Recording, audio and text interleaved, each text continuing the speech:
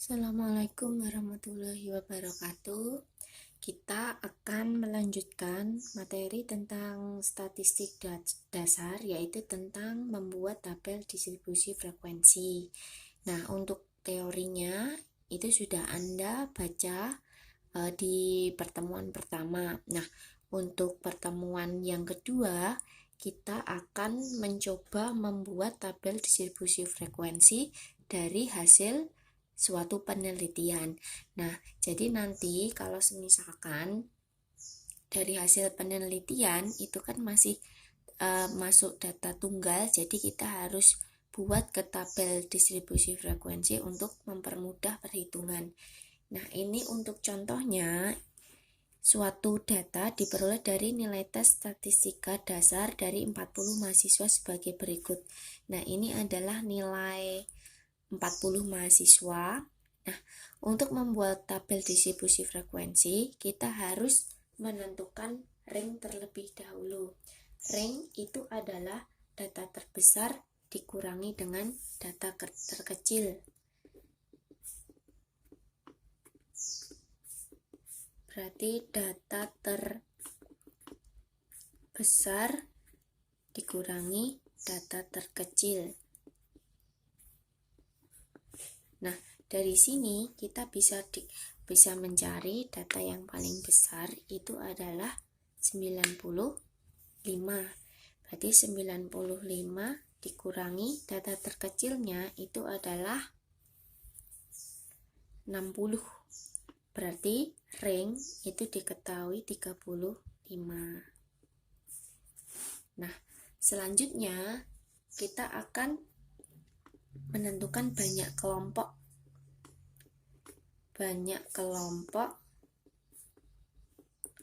atau kelas.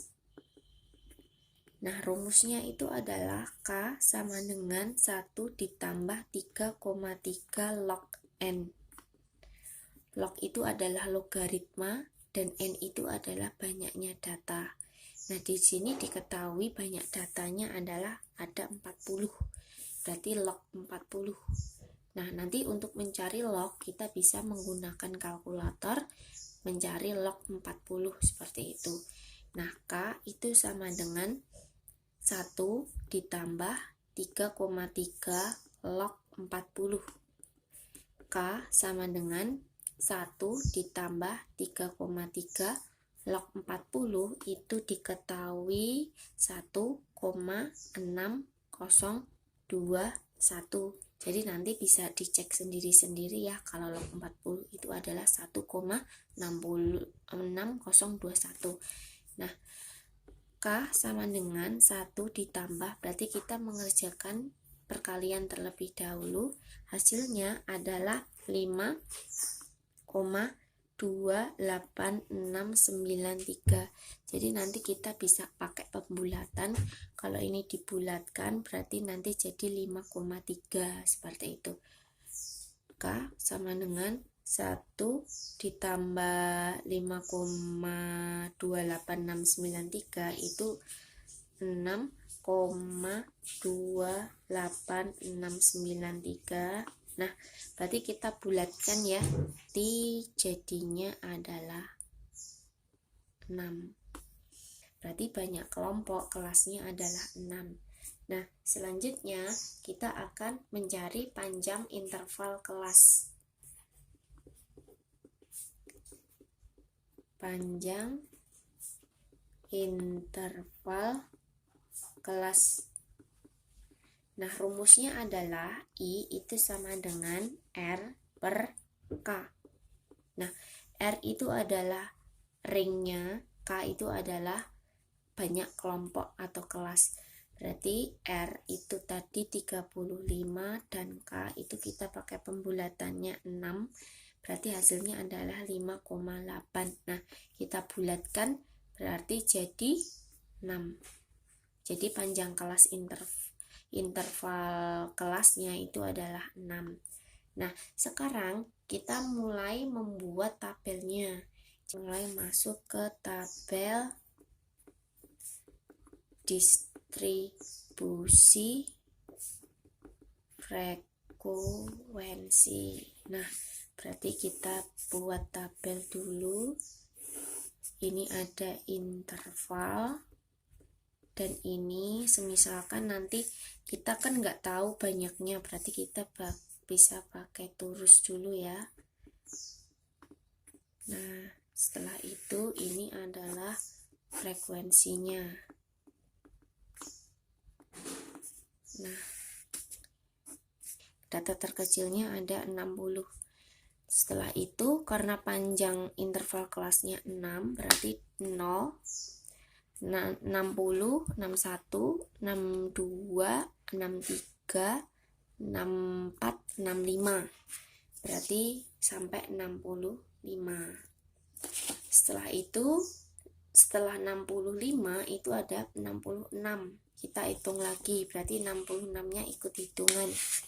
Berarti 66, 67, 68, 69, 70, 71, berarti sampai 71.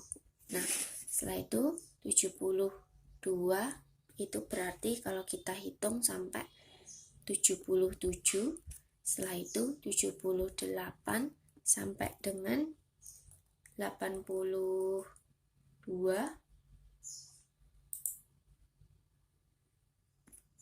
78 itu sampai dengan 83.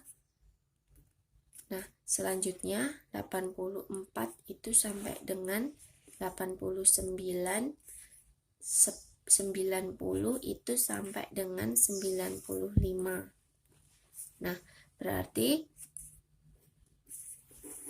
jadi ini adalah tampilan data yang sudah diurutkan. Nah, berarti kalau misalkan kan tadi 60 sampai 65. Berarti 60 sampai dengan 65.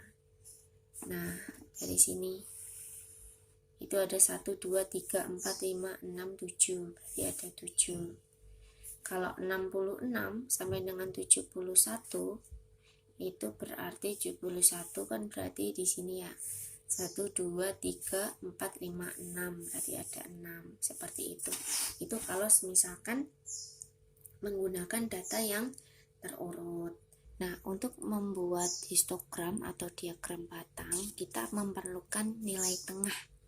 Nilai tengah dari setiap kelas. Berarti kita tambahkan tabel di sini yaitu XI.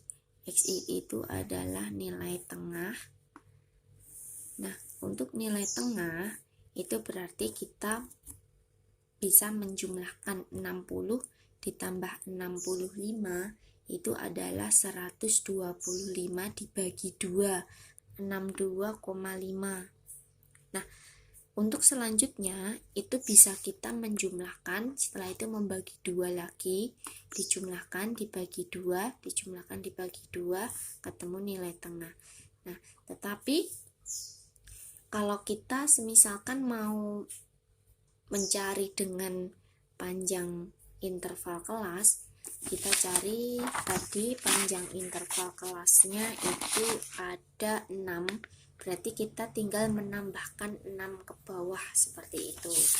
Nah, itu nanti hasilnya sama. Berarti kalau ini ditambah panjang interval kelas itu jadinya adalah 68,5. Nah, kalau ini berarti 74,5.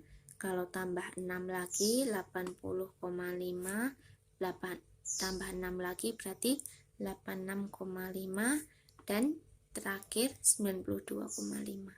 Nah, itu cara alternatif ya untuk mencari nilai XI atau nilai tengah. Nah, selanjutnya kita membuat histogram dulu atau tabel diagram batang. Di sini 62,5 itu dia frekuensinya 7, berarti bisa kita buat. Berarti nanti kita bisa pakai untuk merapikan, bisa pakai penggaris. Nah, setelah itu 68,5 itu ada 6, berarti turun 1 ya. Nah, nanti kalau mengerjakan silahkan pakai penggaris. 74,5 itu adalah 10, berarti ini yang paling tinggi.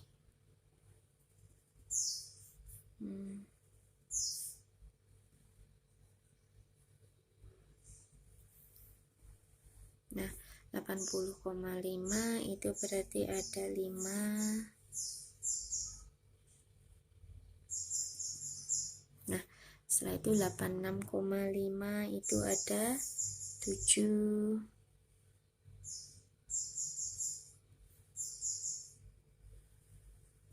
Nah, yang terakhir itu ada 5. Nah, ini namanya adalah histogram atau diagram batang. Nah, untuk diagram garis, berarti kita bisa menarik titik tengahnya ya. Berarti ini kita tarik. Jadi, kita buat titik-titik. Nah, setelah itu kita hubungkan. Berarti dia jadi diagram garis. Kita hubungkan.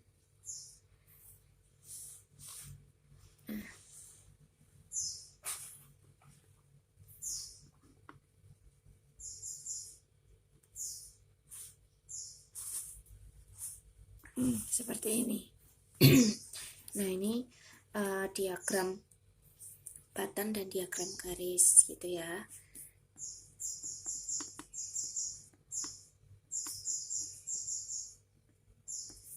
Nah, untuk selanjutnya kita membuat ogive. Ogive itu ada yang ogive positif dan ogive negatif. Nah, untuk ogive kita memerlukan FK. FK itu adalah frekuensi kumulatif. Berarti kita menambahkan di sini FK.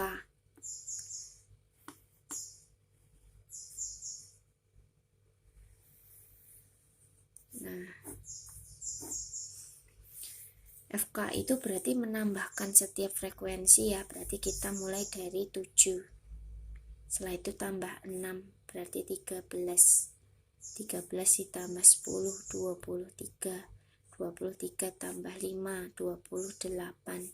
28 ditambah 7, 35. 35 tambah 5, 40. Nah, untuk selanjutnya kita akan membuat diagram ogive positif dan ogive negatif. Nah, bedanya kalau misalkan ogive positif kita pakai FK itu menjumlahkannya dari atas ke bawah ya. Nah, tapi kalau negatif kita kebalikan, berarti dari bawah ke atas. Nah, ini kita pakai yang untuk yang ini yang positif. Kalau tabel yang satu lagi, nah berarti ini untuk yang FK ogive negatif ya. Nah, seperti itu. Berarti untuk yang negatif kita jumlahkan dari bawah, yaitu dari 5.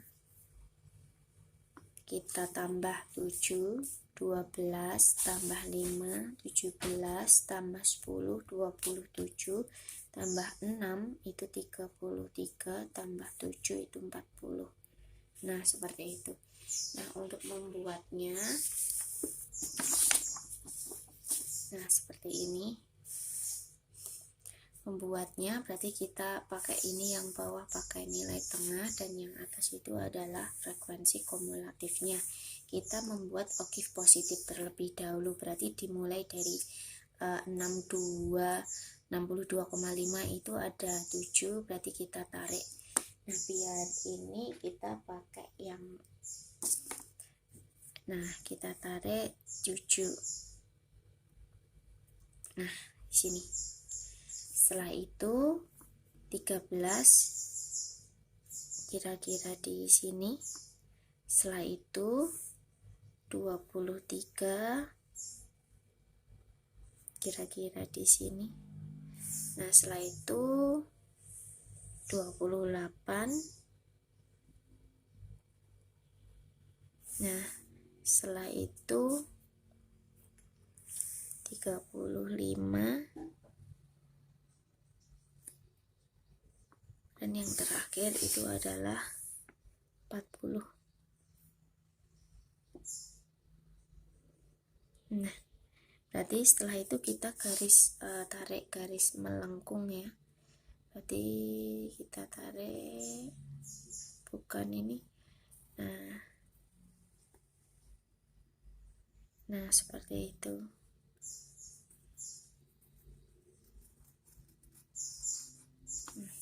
Nah ini namanya oktav positif. Nah setelah itu kalau oktav negatif berarti nanti arahnya berlawanan. Dimulai dari 62,5 itu adalah 40.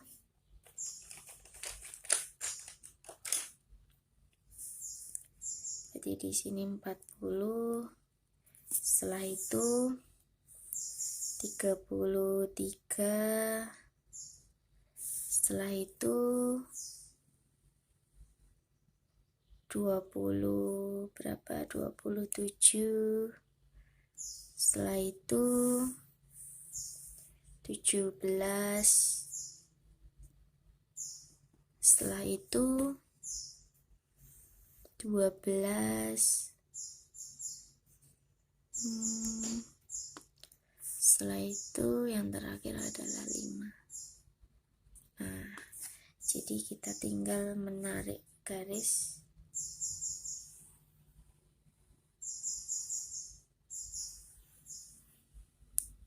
Nah, seperti itu. Nah, ini adalah oktav. Kalau ini tadi oktav negatif ya, yang warna biru. Oktav negatif. Dan kalau yang ini itu adalah yang warna merah, oktav positif. Nah, saya kira sampai sekian dulu. Nanti untuk pertemuan selanjutnya kita bahas lebih dalam lagi tentang statistika. Sekian dulu. Wassalamualaikum warahmatullahi wabarakatuh.